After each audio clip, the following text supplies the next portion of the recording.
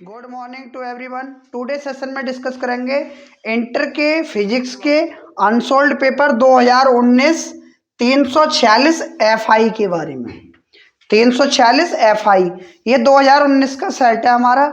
यदि आप हमारे YouTube channel physics bye Sunil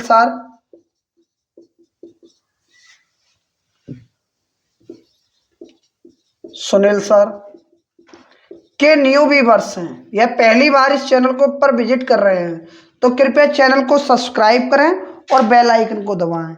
bell icon को दबाने से क्या होगा, आने वाली वीडियो का नोटिफिकेशन सबसे पहले आपके पास पहुंचेगा। और आपको एक बात और बता दें, ये जो सेट है हमारा 2019 का, ये इस साल के लिए मोस्ट इंपोर्टेंट टॉपिक रहेगा।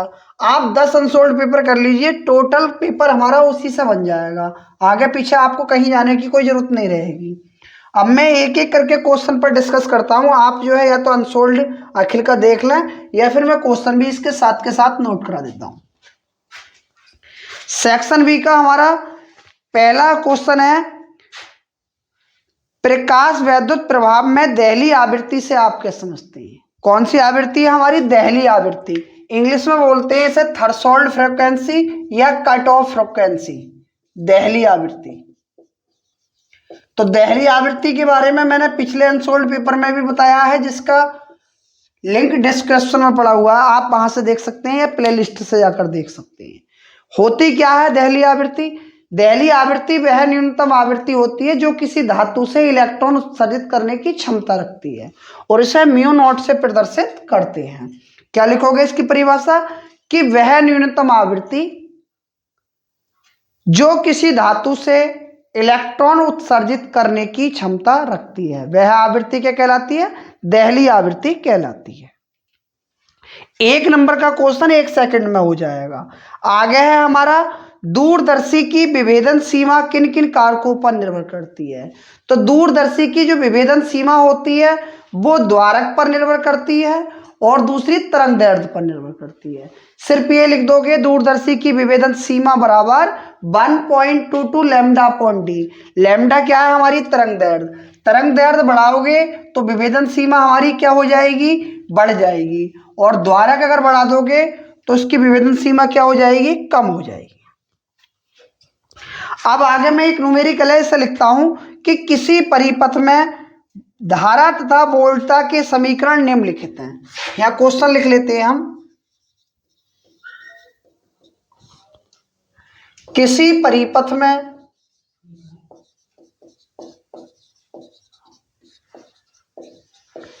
धारा तथा वोल्टता के समीकरण निम्न है, तो कालांतर ज्ञात कीजिए। तो कालांतर ज्ञात कीजिए। कालांतर अर्थात इनकी कला में क्या अंतर होगा वो हमें यहां निकालना पड़ेगा।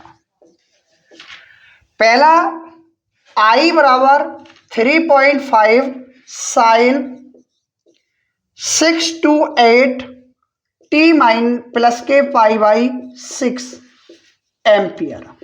और दूसरा दे रखा है इसमें b equal to 28 sine 268 t minus के पाई बाई 6, और ये है हमारा वोल्ट। अब इनके बीच में कालांतर निकालना है कि कला में हमारा कितना अंतर होगा। इसे इक्वेशन 1 मान लेते हैं, इसे इक्वेशन 2 मान लेते हैं। जब इक्वेशन 1 और 2 मान लेते हैं तो अगर हम देखें, लिखेंगे समीकरण 1 की I बराबर I not sine omega T plus के फाई 1 तथा समीकरण 2 की V बराबर V not sine omega T plus के फाई 2 से तुलना करने पर, जब हम यह तुलना करते हैं तो तुलना करने का मतलब ये होता है कि किस पॉइंट पर क्या चीज दे रखी है। जैसे I के स्थान पर I दे रखा है, कैंसिल। I नॉट का मान की जगह कितना दे रखा है? 3.5, तो I नॉट का मान हो गया 3.5। साइन से साइन कैंसिल, ओमेगा का मान कितना दिया 628, टी की जगह टी प्लस पाई की जगह प्लस की जगह प्लस, और फाई 1 का मान कितना आ गया 5/6। इसी प्रकार अगर हम यहां देखें तो फाई 2 का मान कितना है माइनस के π/6। और जब कालांतर निकालते हैं तो कला में अंतर होता है, तो क्या करते हैं हम डेल्टा फाई बराबर फाई 1 माइनस फाई 2 π/6 माइनस ये है माइनस ये माइनस माइनस प्लस π/6। इसका एलसीएम कितना लोगे, एलसीएम आ जाएगा 6 और ये हो जाएगा पाई प्लस के पाई, पाई प्लस के पाई क्या हो जाएगा 2 पाई अपॉन 6, और 6 को 3 टाइम काट लेंगे 2 से तो ये जाएगा डेल्टा फाई बराबर π/3, जिसका जो कालांतर आ गया वो कितना आ गया π/3। ये क्वेश्चन हमारा 1 नंबर के हिसाब से तो वास्तव में ही बड़ा क्वेश्चन है, लेकिन जब पेपर में आ गया तो मजबूरी है हमारी, करना पड़ेगा। आप इसे नोट डाउन कर सकते हैं।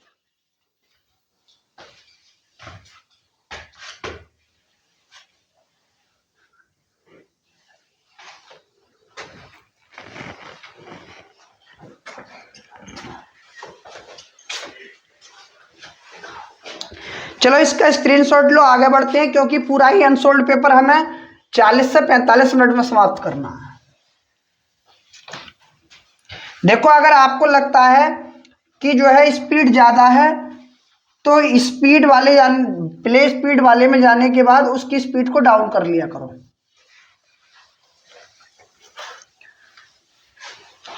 और अब मैं 10 अनसोल्ड पेपर बहुत जल्दी जल्दी कराने वाला हूं इसमें।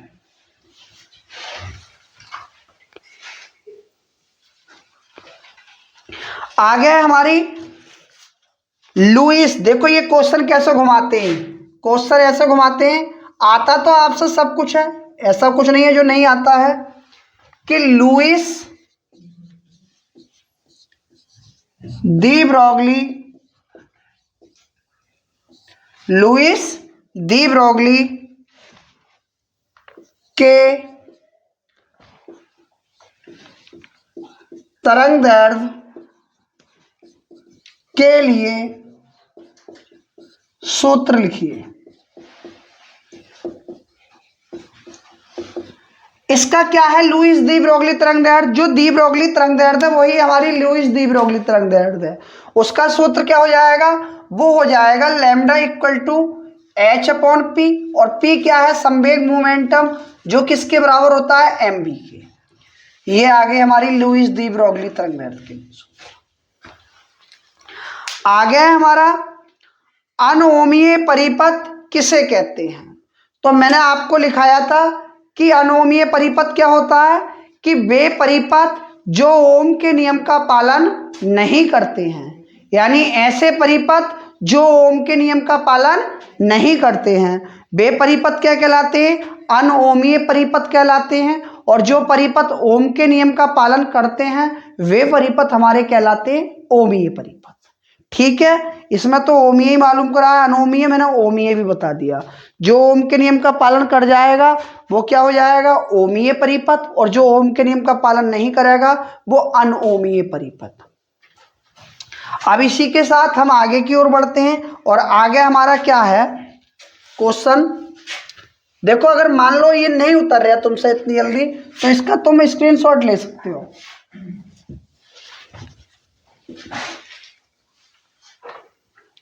रेडॉन की अर्धायु, देखो एक क्वेश्चन यहां से जरूर बनता है, चाहे 3 में बने या 2 में। रेडॉन की अर्धायु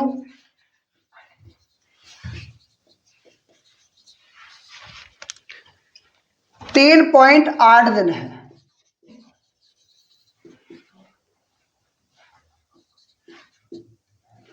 3.8 दिन है।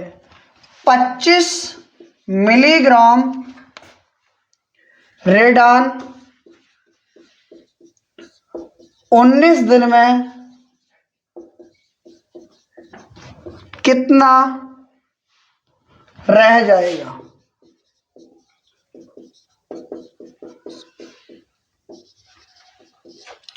ये कह रहा है कोई रेडॉन का नमूना जो है वो हमारा कितना 25 मिलीग्राम है, एन नॉट का मान कितना है 25 मिलीग्राम। अब अर्धायु टी हाफ की वैल्यू कितनी दे रखी है 3.8 दिन, और टोटल लाइफ कितनी है इसकी 19 दिन। स्मॉल एन कैपिटल टी बटे टी हाफ, कैपिटल टी का मान 19, टी हाफ का 3.8, पॉइंट हटाया 0, इससे काट दिया 5 बार, एन बराबर आ जाएगा 5। आपने पढ़ा होगा एक सूत्र, एन बराबर एन नॉट 1/2 की पावर एन। एन नॉट का मान 25, 1/2 इसकी पावर 5। अब 2 की पावर 5 का मतलब क्या होता है, जैसे 2 की पावर 5 है तो इससे गुणा में हम 5 टाइम लिख देंगे। 2 दूनी 4, 4 दूनी 8, 8 दूनी 16, 16 दूनी 32, तो कुल मिला के एन बराबर क्या जाएगा 25/32 मिलीग्राम। इतना रह जाएगा ये कितने दिन के बाद 19 दिन के बाद। ये देखो आप, अगर अर्धायु और क्षय नियतांक में संबंध देखना होगा तो वो भी मैंने करा रखा है और प्लेलिस्ट में उसकी वीडियो पड़ी है।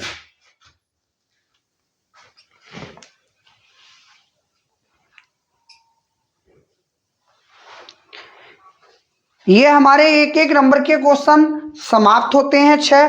अब उसके बाद में सेक्शन सी आता है, 346 FI है ये, इसका स्क्रीनशॉट ले लें आप, मैं आगे की ओर बढ़ जाता हूं।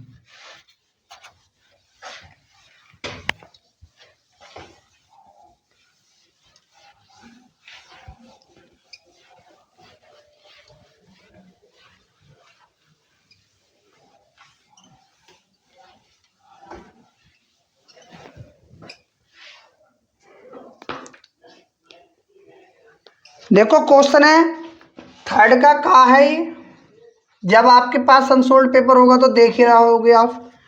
उस वैद्युत क्षेत्र की तीव्रता ज्ञात कीजिए। उस वैद्युत क्षेत्र की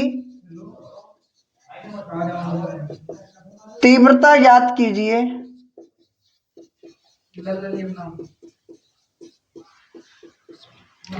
तीव्रता ज्ञात कीजिए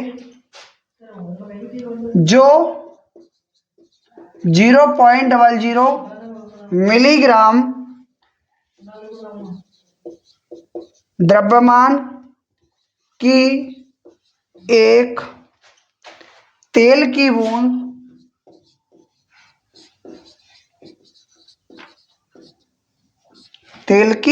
बूंद पर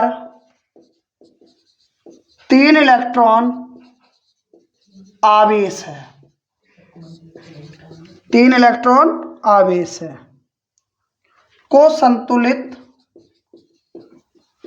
संतुलित कर सके।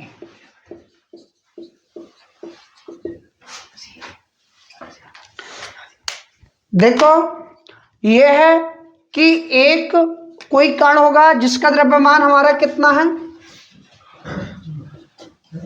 0.001 मिलीग्राम, m बराबर 0.001, मिली की जगह 10 की पावर -3 और ग्राम की जगह भी 10 की पावर -3 किलोग्राम।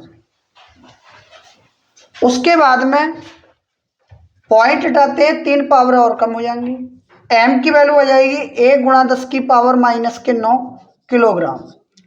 जब n का मान 3 दिया है, 3 इलेक्ट्रॉन आवेश है, तो q का मान हम यहां से q बराबर ne से निकाल सकते हैं, और n का मान 3 1.6 × 10 की पावर -19, या q बराबर आ जाएगा 16×48 × 10 की पावर -19। अब जब बूंद हमारी लटक रही है तो g की वैल्यू भी हो जाएगी हमारी 9.8।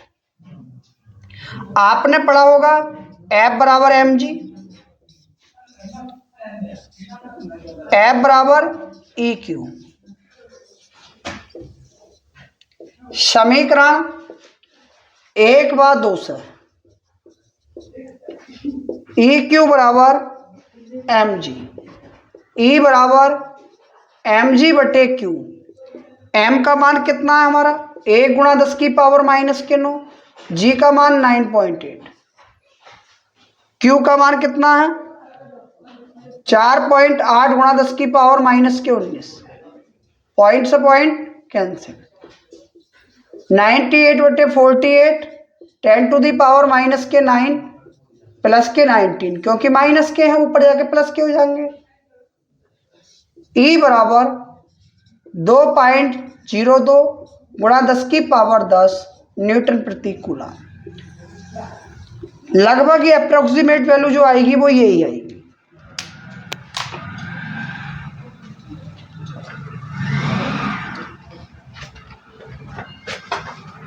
चप्पल किसका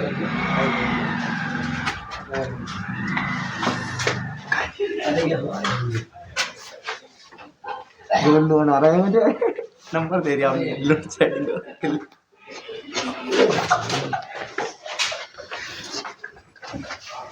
अपना हाई स्कूल है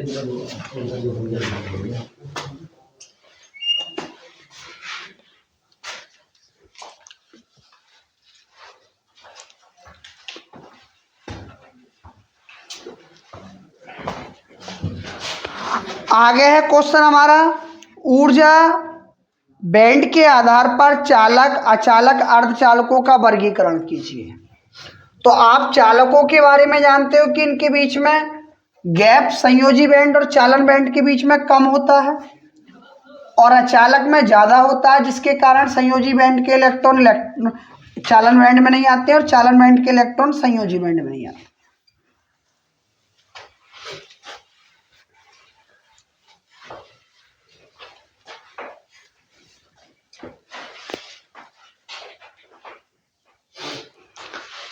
अब है रेडियो एक्टिव पदार्थ की सक्रियता से क्या तात्पर्य है। तो रेडियो एक्टिव पदार्थ की सक्रियता क्या होती है? किसी पदार्थ में उपस्थित परमाणुओं की संख्या नहीं हो जाएगा, किसी रेडियो एक्टिव पदार्थ की सक्रियता उसमें उपस्थित परमाणुओं की संख्या के अनुक्रमानुपाती होता है। यानी किसी भी रेडियो एक्टिव पदार्थ की सक्रियता उसमें उपस्थित परमाणुओं की संख्या के कैसी होती है? अनुक्रमानुपाती। और इसका मात्रक जो होता है वो होता है क्यूरी। बस यही लिखना है।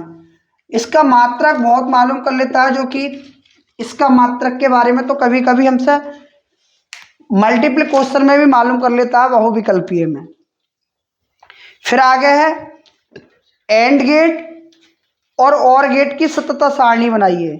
एंड गेट की सततता सारणी के बारे में मैं भी बता देता हूं आपको।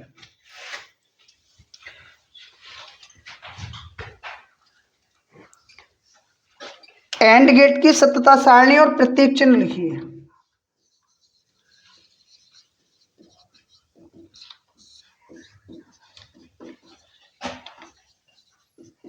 एंड गेट की सततता सारणी तथा प्रतीक चिन्ह बनाइए। तो देखो, इसकी सबसे पहली बात डेफिनेशन क्या हो जाएगी? डेफिनेशन हो जाएगी कि वह गेट जिसके दो निवेशी चर तथा एक निर्गत चर होता है वह गेट एंड गेट कहलाता है और इसका आकार अंग्रेजी के कैपिटल डी की तरह होता है। ये इसके निवेशी चर हैं जिनके कारण कोई चीज में निवेश करती है, यानी इनपुट। इसे हमने ए मान लिया, ये बी, और ये बाई बराबर हो जाएगा ए डॉट बी, जो कि हमारा क्या है? आउटपुट। तो यही तो लिखाया है मैंने, ऐसा गेट जिसके दो निवेशी चर होते हैं और एक निर्गत चर, ऐसा गेट क्या कहलाता है? एंड गेट कहलाता है। और इसका बूलियन व्यंजक क्या होता है? वाई बराबर ए डॉट बी। सततता सारणी क्या हो जाएगी? सततता सारणी हो जाएगी हमारी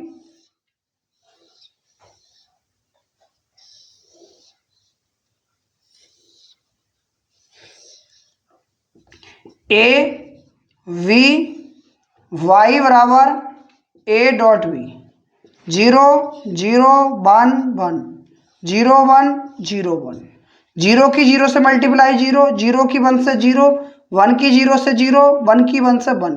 ये हो गई हमारी ट्रुथ टेबल या सततता सारणी। आप इसे भी नोट डाउन करोगे। अब और गेट में आ जाएगा तो और गेट का बूलियन व्यंजक थोड़ा सा चेंज हो जाएगा। y बराबर a प्लस बी।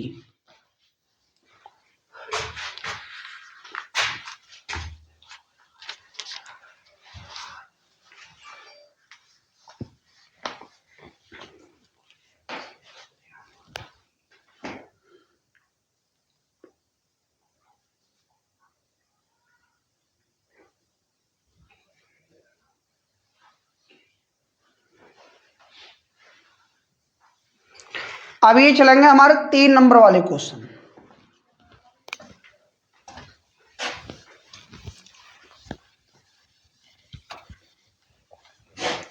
वीडियो को बिल्कुल भी स्किप मत करना, क्योंकि ये स्किप करने लायक नहीं है, और वीडियो तो कोई सी भी स्किप करने लायक है ही नहीं, क्योंकि हम टाइम को बहुत ही मेंटेन करते हैं। टाइम की ये नहीं है कि टाइम बहुत ज़्यादा खींच दो छोटे से छोटा क्वेश्चन कराने में।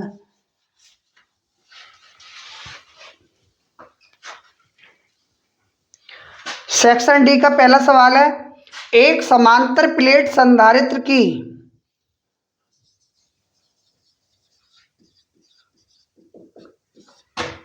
एक समांतर प्लेट संधारित्र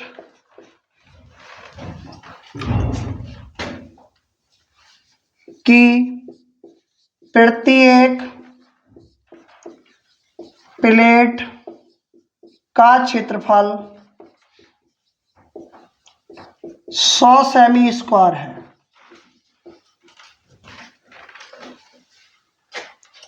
तथा दोनों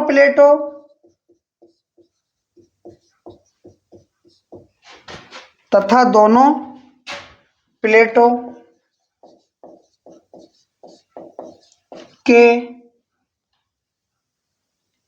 बीच वैद्युत क्षेत्र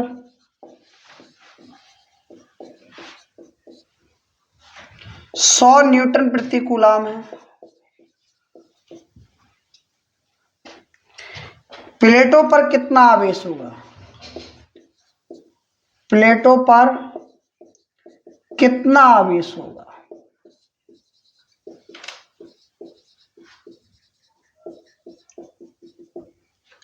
इन पर जो हमें निकालना है वो क्या निकालना है? आवेश निकालना है कि इन पर आवेश हमारा कितना होगा। सबसे पहले हम देखते हैं कि हमें दिया क्या क्या है। ये इसमें दिया है क्षेत्रफल यानी ए का मान कितना, 100 सेमी स्क्वायर। ए बराबर 100, सेमी की जगह 10 की पावर -2 मीटर और इसका स्क्वायर। ए बराबर 100 गुणा 10 की पावर -4 मीटर स्क्वायर। इसे लिख देंगे हम 10 की पावर 2।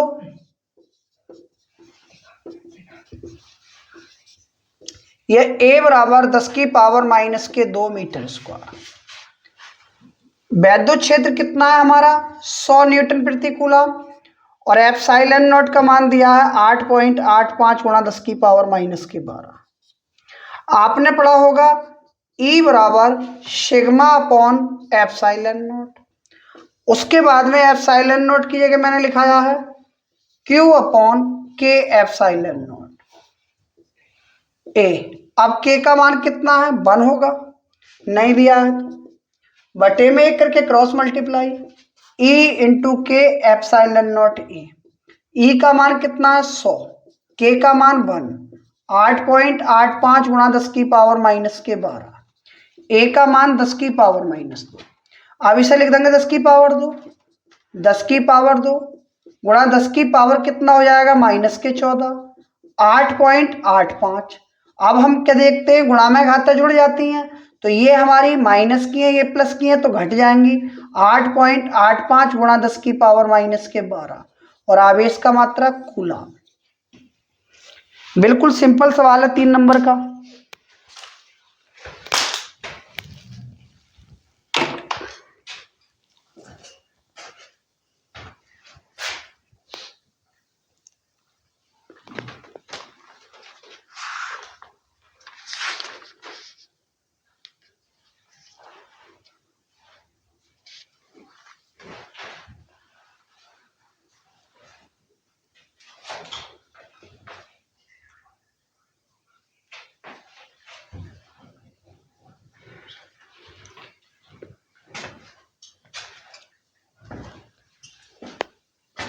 ये बहुत इंपॉर्टेंट सवाल हैं, ऐसे सवाल आते हैं क्योंकि इनके सूत्र याद नहीं रहते। सबसे बड़ी बात इनमें जो होती है वो फॉर्मूले की होती है, वो फॉर्मूला याद नहीं रह पाते, फिर घूमते रहते हैं कि कहाँ क्या रख के निकालें हम इसमें,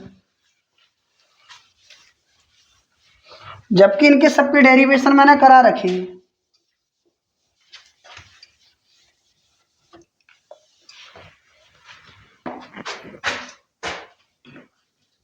आगे है लेंस की क्षमता की परिभाषा लिखिए। जल में डुबोने पर इसकी फोकस दूरी पर क्या प्रभाव, फोकस दूरी और क्षमता पर क्या प्रभाव पड़ेगा। तो मैं यहां लिख देता हूं लेंस की क्षमता, लेंस की क्षमता बराबर 1/फोकस दूरी। क्षमता क्या होती है फी, फोकस दूरी एफ। किसी भी लेंस की, एक स्पेशल लेंस के लिए नहीं है, ये अवतल या उत्तल दोनों के लिए है। किसी भी लेंस की क्षमता, किसी भी लेंस की क्षमता फोकस दूरी के व्युत्क्रम के बराबर होती है। किसी भी लेंस की क्षमता फोकस दूरी के व्युत्क्रम के कैसी होती है, बराबर होती है। इसे P से प्रदर्शित करते हैं और इसका मात्रक क्या होता है, डायोप्टर होता है। इसका मात्रक क्या होता है, डायोप्टर। अब एक बात देखते हैं हम कि फोकस दूरी, लेंस को जल में डुबोने पर फोकस दूरी तो बढ़ जाएगी, क्या होगा, फोकस दूरी बढ़ जाएगी, लेकिन ये व्युत्क्रमानुपाती है, तो जब फोकस दूरी बढ़ेगी तो क्षमता क्या हो जाएगी, कम हो जाएगी। क्षमता क्या हो जाएगी हमारी, कम हो जाएगी। फोकस दूरी का मान तो जल में डुबोने पर बढ़ेगा, लेकिन क्षमता क्या हो जाएगी, कम। हमें पता है कि बटे में हमारी फोकस दूरी है, फोकस दूरी जितनी कम होगी क्षमता उतनी ही ज्यादा होगी, और अगर फोकस दूरी बढ़ेगी तो क्षमता क्या हो जाएगी, कम हो जाएगी।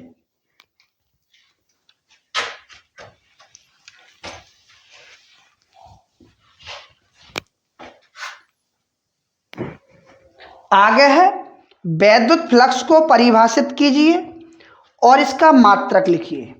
तो वैद्युत फ्लक्स है,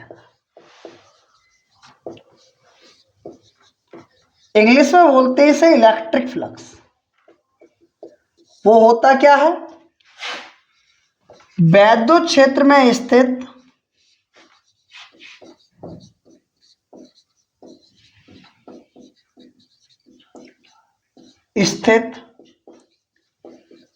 किसी काल्पनिक बंद पृष्ठ से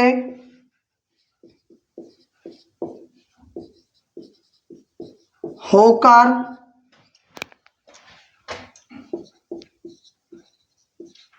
गुजरने वाली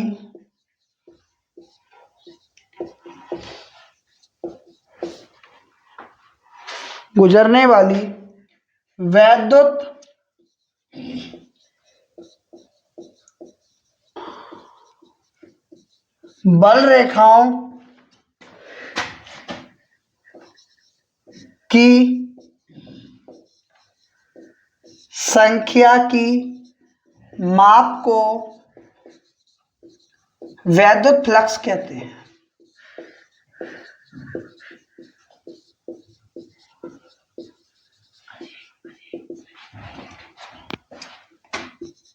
इसे फाई ई से प्रदर्शित करते हैं।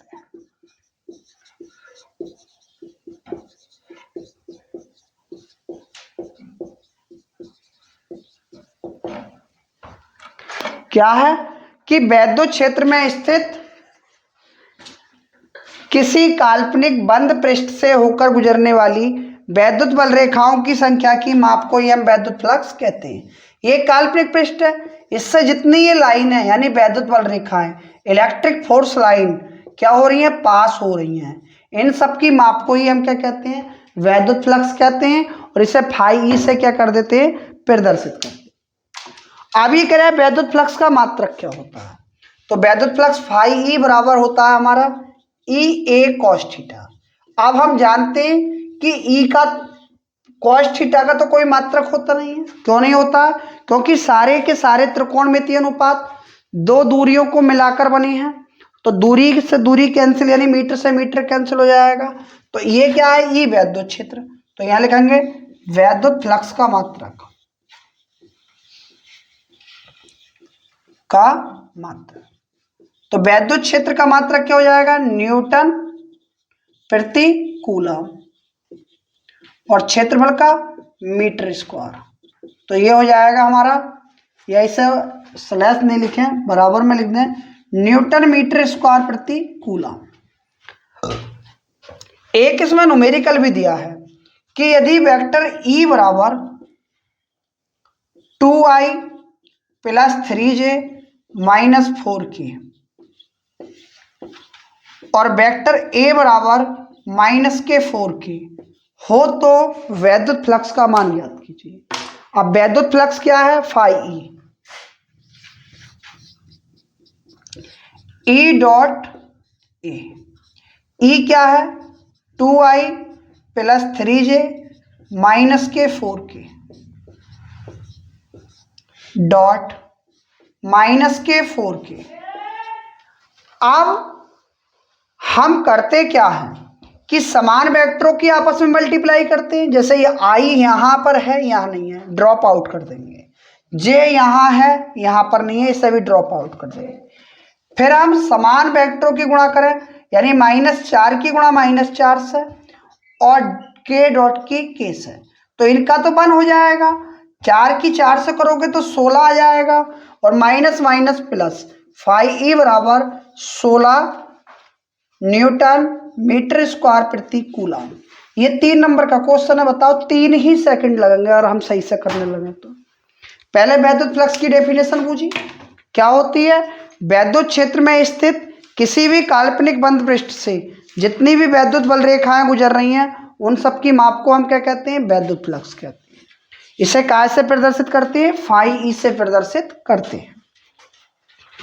उसके बाद में यह है कि इसका मात्रक लिखो, तो मात्रक क्या हो जाएगा, न्यूटन मीटर स्क्वायर प्रति कूलम। फिर न्यूमेरिकल दिया, न्यूमेरिकल सॉल्व कर दिया। हमें उसके बाद में एक क्वेश्चन दिया है, अनुचुंबकीय, प्रतिचुंबकीय तथा लोह चुंबकीय को परिभाषित कीजिए। तो देखो, सबसे पहली बात प्रतिचुंबकीय, ऐसे पदार्थ जिन्हें वैद्युत क्षेत्र में यानी चुंबकीय क्षेत्र में लाते हैं और चुंबकीय क्षेत्र में आने पर चुंबकीय क्षेत्र की विपरीत दिशा में चले जाते हैं, उन्हें कहते हैं हम प्रतिचुंबकीय पदार्थ। और ऐसे पदार्थ जो चुंबकीय क्षेत्र की दिशा में आते हैं तो बहुत हल्के से यानी बहुत कम एट्रैक्टिव होते हैं, उन्हें कहते हैं हम अनुचुंबकीय पदार्थ। और ऐसे पदार्थ जिन्हें हम मैग्नेटिक फील्ड में लेकर आए और बहुत तेजी से क्या हो जाए, एट्रैक्टिव हो जाए, तो ऐसे पदार्थों को कहते हैं हम लोह चुंबकीय पदार्थ। सही है, इसके बारे में थ्योरी आप लिख सकते हो। आगे एक न्यूमेरिकल है हमारा 3 नंबर में कि निम्नलिखित चित्र में I का मान ज्ञात कीजिए। ये आपने उतार लिया होगा, ना उतारा हो तो इसका भी क्या ले लोगे आप, स्क्रीनशॉट ले।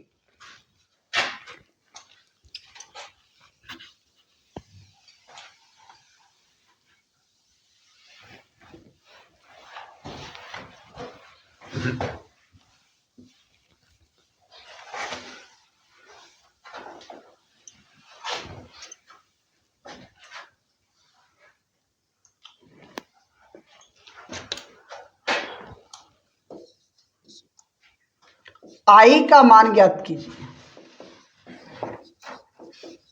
बहुत बढ़िया सवाल है ये, I का मान जो निकलवा रहे हैं।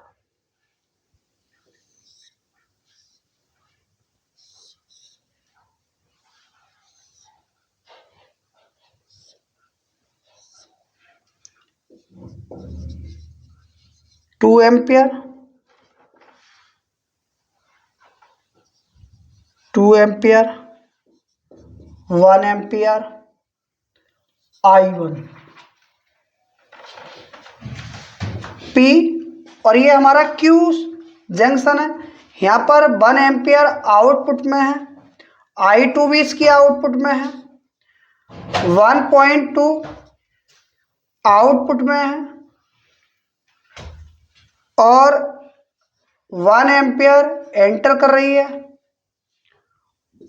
ये जंक्शन है R और I भी हमारी I आउटपुट में है, तब इसमें I का मान निकलवा रहा है। जिस करंट को भी हमसे यहाँ फाइंड आउट कराता है उसमें हम करते क्या है, उसकी अपोजिट साइड से चलना शुरू कर देते हैं।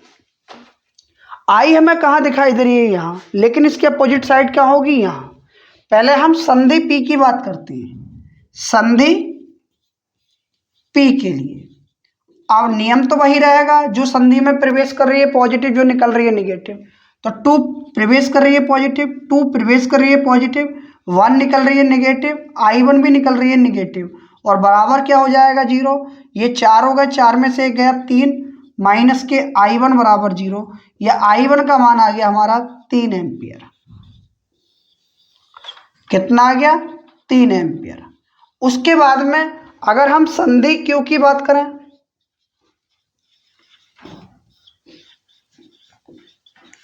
तो संधि Q के लिए हो जाएगा 3 पॉजिटिव, 1 निकल रही है निगेटिव, I2 निकल रही है निगेटिव, बराबर 0। 3 में से 1 गया 2, माइनस के I2 बराबर 0। या I2 का मान आ जाएगा हमारा 2। अब संधि R के लिए बात करते हैं।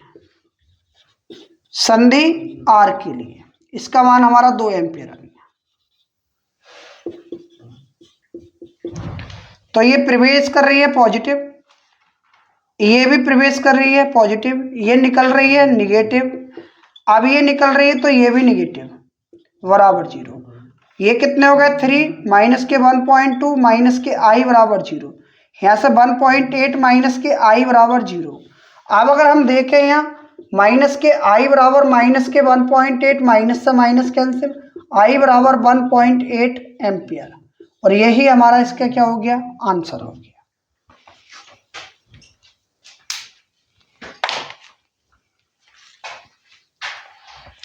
आप इस क्वेश्चन पेपर को इतना ना अच्छा बता सकते ना हार्ड बता सकते, एवरेज क्वेश्चन पेपर है ये।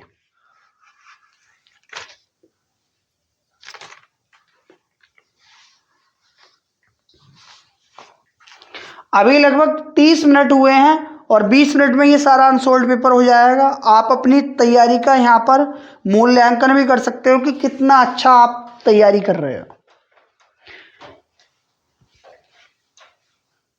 आगे क्वेश्चन है हमारा रदरफोर्ड मॉडल के बारे में, जो कि मैंने बनाया है वीडियो, उसका लिंक आप प्लेलिस्ट से देख सकते हो। आगे है रेडियो एक्टिव पदार्थ की अर्धायु और क्षय नियतांक को समझाइए और इनमें संबंध स्थापित कीजिए। तो मैं इसका स्क्रीनशॉट आपने ले लिया होगा, तो मैं इसे रफ कर देता हूं।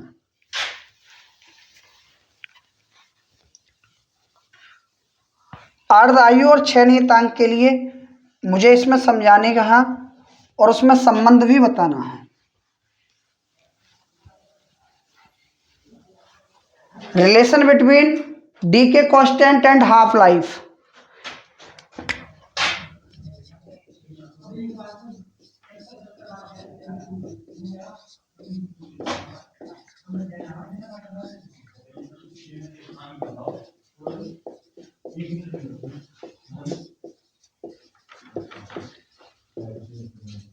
ये हो जाएगा हमारा हाफ लाइफ एंड डी के कांस्टेंट, रिलेशन बिटवीन डी के कांस्टेंट एंड हाफ लाइफ, यानी अर्धायु और क्षय नियतांक में संबंध क्या होता है। सबसे पहली बात निकालने के लिए हम ये लिखेंगे वी नो दैट n बराबर n0 1/2 की पावर n। गलत हो गया ये, इससे नहीं करेंगे। n बराबर n0 e की पावर माइनस के लैम्डा टी। अब हम हाफ लाइफ की बात कर रहे हैं, तो प्रारंभ में संख्या भी हमारी हाफ ही होगी और स्मॉल टी के बराबर कैपिटल टी, ये हमारी हाफ लाइफ है अर्धायु। दोनों वैल्यू यहाँ रख दो, n0 बटे 2 n0 e की पावर माइनस के लैम्डा टी, n0 से n0 कैंसिल, 1/2 बराबर e की पावर माइनस के लैम्डा टी, बटे में एक करके क्रॉस मल्टीप्लाई, 1/2 e की power lambda T equal to 2। अब दो ये माइनस का है, ऊपर जाएगा तो प्लस का वही रूल अप्लाई होगा। दोनों ओर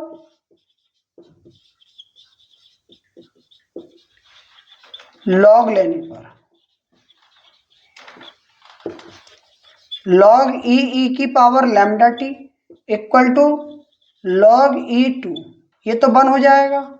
लैम्डा टी इक्वल टू, इसकी वैल्यू कितनी, 0.6931, और टी बराबर हो जाएगा 0.6931 बटे में लैम्डा। अगर 10 बेस पर बात करते हैं तो वैल्यू आती है 3010, और ई बेस पर 0.6931 होती है। ये अर्धायु है, ये 6 नियतांक है। दोनों में हमारा ये परस्पर संबंध आ गया। ये भी 3 नंबर का क्वेश्चन है।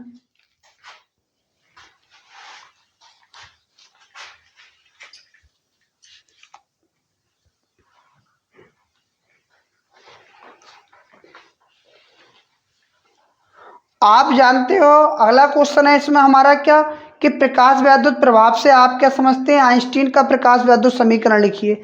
यह भी मैं करा चुका हूं, और उसमें बताया था कि सन 1905 में आइंस्टीन ने बताया कि प्रकाश छोटे छोटे ऊर्जा के पैकेटों अथवा बंडलों के रूप में चलता है, जिन्हें हम फोटोन कहते हैं।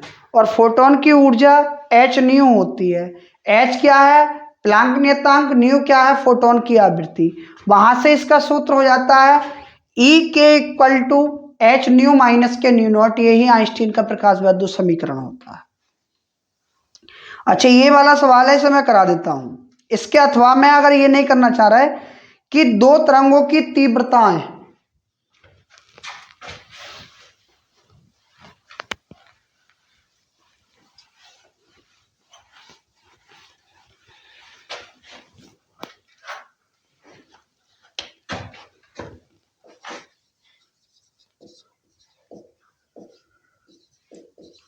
दो तरंगों की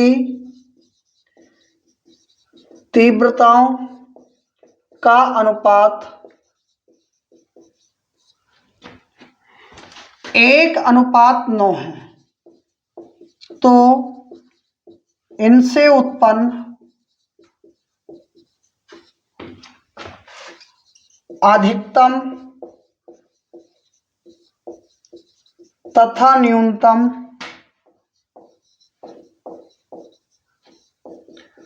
तीव्रताओं का अनुपात ज्ञात कीजिए।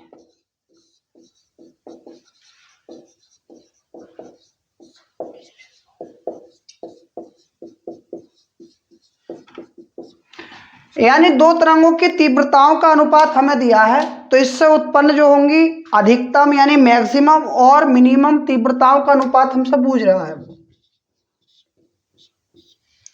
तो I1 अनुपात I2 की वैल्यू तो दी है 1:9, या I1 बटे I2 इक्वल टू 1/9। या हम यहां से देख लें, I1 की वैल्यू हमारी 1 की आ जाएगी, I2 की वैल्यू हमारी 9 की आ जाएगी। I मैक्सिमम क्या होता है, √I1 √I2, और I मिनिमम क्या होता है, √I1 माइनस के √I2 का whole square. I maximum I minimum, I1 की वैल्यू क्या, 1 के, 9 के, 1 के, 9 के। अब जिसका पेयर बनेगा वो बाहर आएगा, जिसका पेयर नहीं बनेगा वो अंदर। I maximum upon I minimum equal to, यहां से 1 का पेयर बन जाएगा, यहां से 3 का, तो ये हो जाएगा 1 √ के प्लस के 3 √ के का स्क्वायर अपॉन 1 √ के माइनस 3 के का होल स्क्वायर। तो ये तो हो गए हमारे 4 √ के का होल स्क्वायर, और माइनस 2 के का होल स्क्वायर। 4 का स्क्वायर 16, वर्ग से वर्गमूल कैंसिल, 2 का स्क्वायर 4, वर्ग से वर्गमूल कैंसिल, 4 चौक 16, 4 ही का ना 4। I maximum upon I minimum 4/1, या I maximum ratio I minimum equal to 4:1, ये इसकी वैल्यू हो गई। ये भी साहब 3 नंबर का सवाल है हमारा।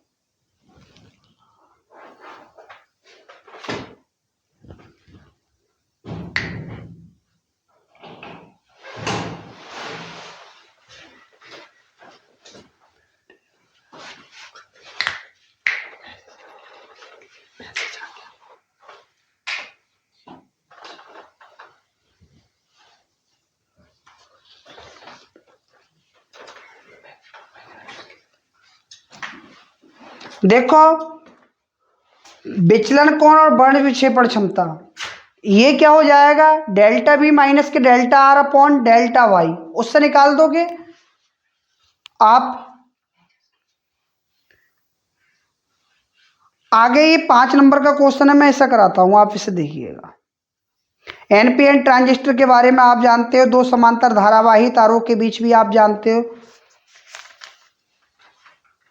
और एलसीआर परिपथ के बारे में भी आप जानते हो। सिर्फ मुझे एक सवाल इसमें लग रहा है कि मुझे कराना चाहिए, 6 वाला क्वेश्चन, कि हाइड्रोजन परमाणु में एक इलेक्ट्रॉन नाभिक के चारों ओर 5 × 10⁻11 मीटर त्रिज्या की एक कक्षा में 2.2 × 10⁻6 मीटर प्रति सेकंड की चाल से चक्कर लगाता है, तो वैद्युत धारा की गणना कीजिए।